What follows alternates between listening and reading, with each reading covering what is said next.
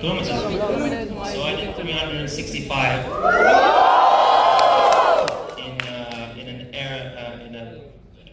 on an airport. So we do a lot of straight line speed testing, which is basically just to test the aerodynamics of the car. And the best way to do it is in a straight line. So they go to an airport with a really long runway that's shut down, and you just drive up it flat out, up and down, up and down. But I did that before I got to Formula 1, and it's very repetitive and it can get quite boring. So I'm so lucky I don't have to do that now.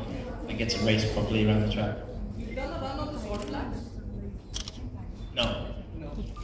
Recently I saw an episode, I'm sorry if I'm hogging all the questions, but I can't help but ask this. I You recently saw an episode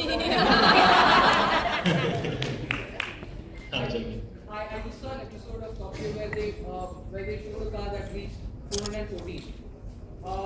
I really wanted to see you driving that car, or actually a Formula 1 driver driving that car. When do you think Formula 1 will reach speeds above 400, or do you think it's not safe to go at that speed? You know what, Formula 1 is not about, I mean, obviously people get excited about speed, there are people who have driven about but anyone 1,000 can drive in a kilometers straight line, generally. You know, we can all drive quick in a straight line, but what's so amazing about these cars is the front wing, the rear wing, the aerodynamics of the car, is how you take those high speeds through the corners. You know, so when you drive through a corner at 250, 260 kilometers an hour, you know, if you're going through a right, your body wants to go to the left, kind of stuck up against the wall. And that's the most incredible thing about it, because like they say in Monaco, when you come through the tunnel, if you put the car at 200 miles an hour and you put it on the ceiling, it will stay on the ceiling. Yeah. That's how much down, no, it just does the opposite to a plane. So, and you know, every year they take, you know, went from V10, even years ago we had V12s, then down to V10, down to V8, now we got down to V6 in 2014 with turbos.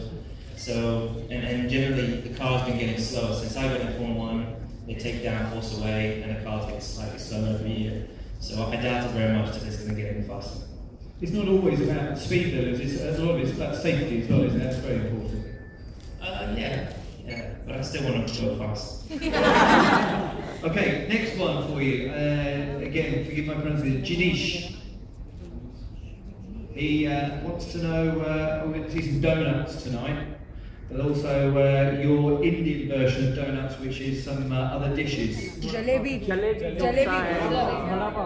There's other sort of sweets that look like donuts. They're going to rename your donuts tonight to Indian sweets. Sounds good, I love sweets. Yeah, we're looking forward to it. You know, at the races, you don't get to do donuts and stuff like that because it's so, you know, you only have a gearbox for race, 4 or 5 races now.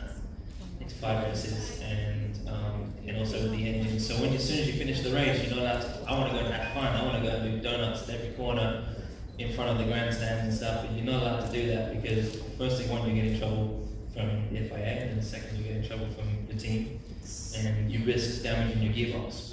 And so, yeah, it kind of sucks. But on these days, the car is there to be used and abused kind of thing. So, because it's not for racing, so I'm going to do lots and lots of burnouts.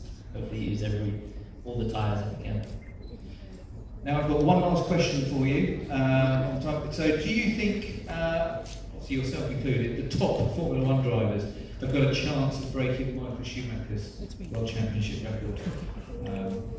Yeah, that's me.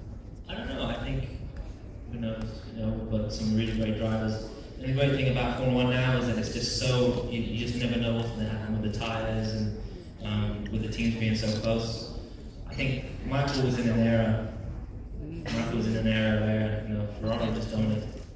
And for whatever reason, but you know, I have to admire him, he still won 7 world championships. To win a championship, it's so tough. But just back then, there was only 2 teams competing. You know, so now we have maybe 4 or 5 teams competing. So I would say that, you know, if he was, you know, for me, winning today feels greater because I'm racing against so many more world champions, so many other great drivers. Now we've got one announcement to make. We've got a little C63 for you to have a play with as well. Apart from driving the Formula 1 car later on, we're going to do some hot laps. And there's a lucky winner in here that's going to come out with you tonight in the C63. And that winner, again, excuse my pronunciation, is Wafa, W-A-F-A.